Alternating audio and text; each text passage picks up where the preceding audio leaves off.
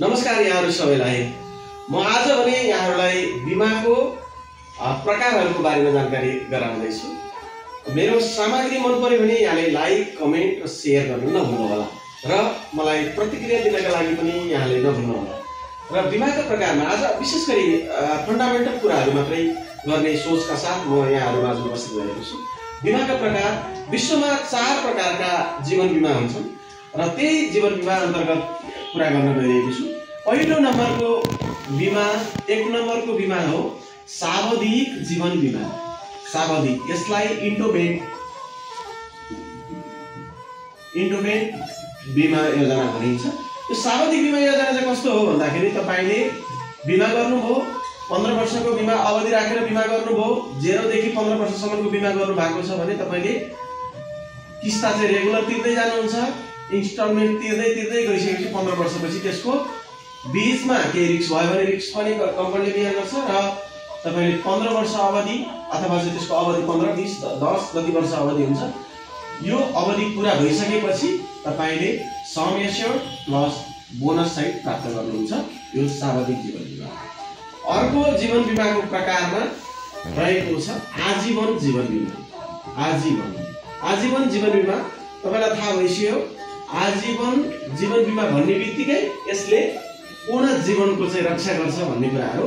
Whole life insurance भनेर भन्छ।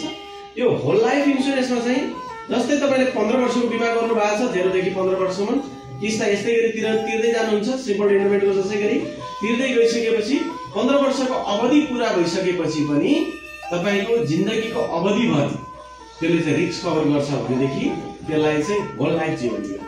अब यहाँसम्म उसले पैसा तिर्छ, पैसा तिरेर गइसकेपछि यहाँ सम एस्योर्ड प्लस बोनस पनि प्राप्त गर्छ र यसको चाहिँ बाँकी अवधिको पनि रिस्क कभर गर्छ भने यसलाई चाहिँ होल लाइफ प्लान। अर्को तेस्रो नम्बरको बीमा रहेको छ, यसलाई भन्छ मनी ब्याक। अब यसलाई पैसा फिर्ता भनौँ, पैसा फिर्ता योजना।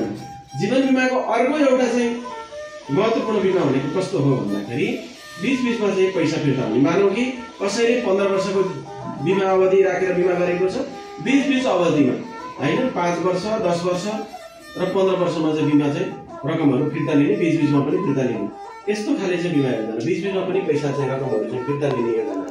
अथवा वार्षिक रूपमा नै रकम फिर्ता गर्ने चाहिँ बीमा योजनाहरू पनि रहेको छ।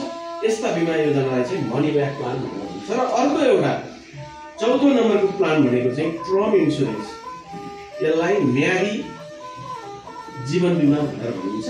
म्यादी जीवन बीमा चाहिँ तपाईले 1 वर्षको लागि अथवा चाहिँ अलि लङ टर्म पनि गर्न सकिन्छ। यो म्याद सकेपछि यसको चाहिँ बीमाको अवधि पनि सकिन्छ र यसको चाहिँ प्रिमियम रेट पनि त्यहीबाट सकिन्छ र यसमा चाहिँ बुझाएको पैसामा चाहिँ सम एस्योर्ड र बोनस चाहिँ प्राप्त यसमा हुँदैन। यो चाहिँ त्यतिकै खेर जान्छ। जस्तै स्वास्थ्य बीमा यहाँहरूले गरिराख्नु भएको छ, स्वास्थ्य बीमा जस्तै टाइपको बीमा चाहिँ हो यो। मतलब यति मात्रै बुझ्नुहोस् कि यो 4 प्रकारको बीमा भन्दा बढी चाहिँ बीमा योजना चाहिँ हुँदैन। भनेको मतलब के हो त, मान्छेको आवश्यकता, इच्छा, चाहना अनुरूप चाहिँ बीमाका प्रकारहरू पनि, जीवन बीमाका प्रकारहरू पनि फरक छ। तपाईलाई कुन बीमा उपयुक्त हुन्छ बुझेर, सोचेर र नजिकको बीमा अभिकर्तासँग सम्पर्क गरेर मात्रै बीमा खरिद गर्नु भयो भनेदेखि यहाँले बीमाबाट हुने फाइदाहरू, यसले चाहिँ गर्ने रक्षाबन्धनका कुराहरूदेखि लिएर धेरै कुराहरू चाहिँ बुझ्न सकिन्छ। मैले आज यति मात्रै भने। जीवन बीमाका प्रकारहरू 4वटा जीवन बीमाका प्रकारहरू हुन्छन्। तपाईलाई उपयुक्त कुन बीमा लाग्छ त्यो बीमा चाहिँ चुज गरेर लिनु होला। हस् त, धन्यवाद। सामग्री कस्तो लाग्यो प्रतिक्रिया दिन नभुल्नु होला। धन्यवाद।